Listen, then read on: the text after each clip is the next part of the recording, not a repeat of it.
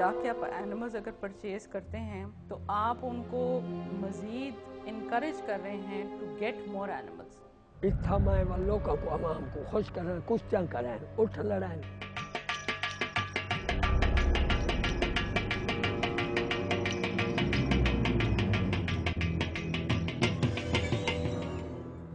जहां जंगली और पालतू जानवर लाए जाते हैं और लड़ाए जाते हैं ताकि लोग लुत्फानंदोज हों।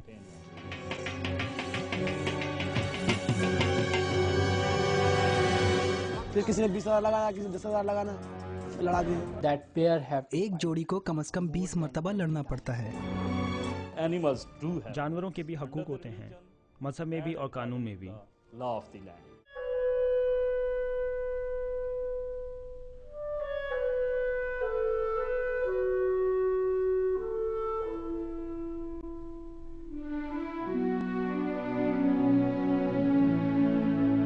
सीव्यू पे कितने एनिमल्स जो हैं वो राइडिंग के लिए और इसके लिए उसके लिए इस्तेमाल होते हैं। Generally there in a good shape, इसीलिए क्योंकि उनको पता है कि भाई आज हम इनको अगर खाना नहीं देंगे तो कल ये हमारे लिए चलेंगे नहीं।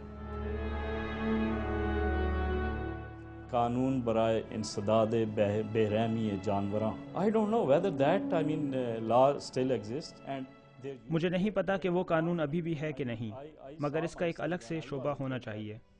मैंने खुद देखा है जब मैं बच्चा था, जब कभी कोई जानवर जैसे घोड़ों और गधों के साथ बुरी तरह सलूक किया जाता था तो ये लोग आते थे और इन जानवरों के मालिकान के खिलाफ कार्रवाई करते थे।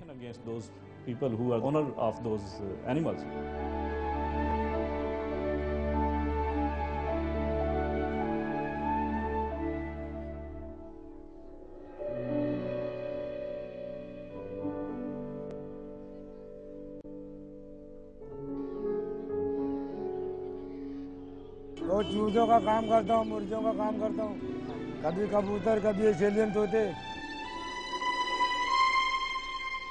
बहुत से एनिमल्स जो हैं who are stolen from different peoples homes, वो भी वहाँ पे पहुँच जाते हैं। They are then sold to other people.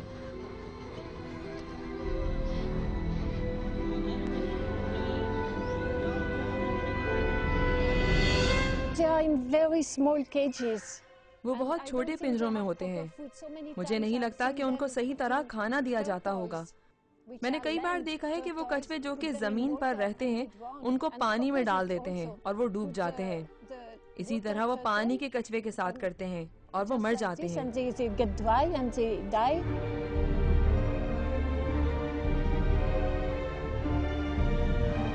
Quite a few of those animals will die due to various illnesses and various diseases. I would say 50% of the animals will die. 50% of the animals जो हैं वो survive कर जाएंगे, लेकिन ज़रा थोड़ी सी बड़ी उम्र के होंगे तो survive करेंगे।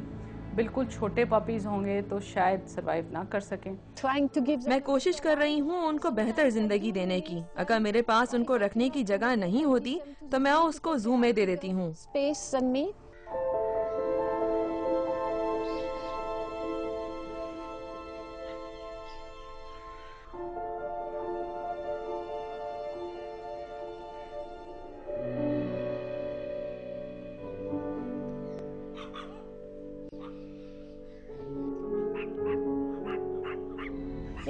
हाँ, मैं आवारा कुत्तों को तहफ़्फ़ुज़ देती हूँ और उनके लिए घर भी ढूंढती हूँ, लेकिन यहाँ पर किसी को आवारा कुत्ते नहीं चाहिए। मेरे लिए बहुत मुश्किल हो जाता है, इसीलिए अब मैं आवारा कुत्तों को छोड़ देती हूँ।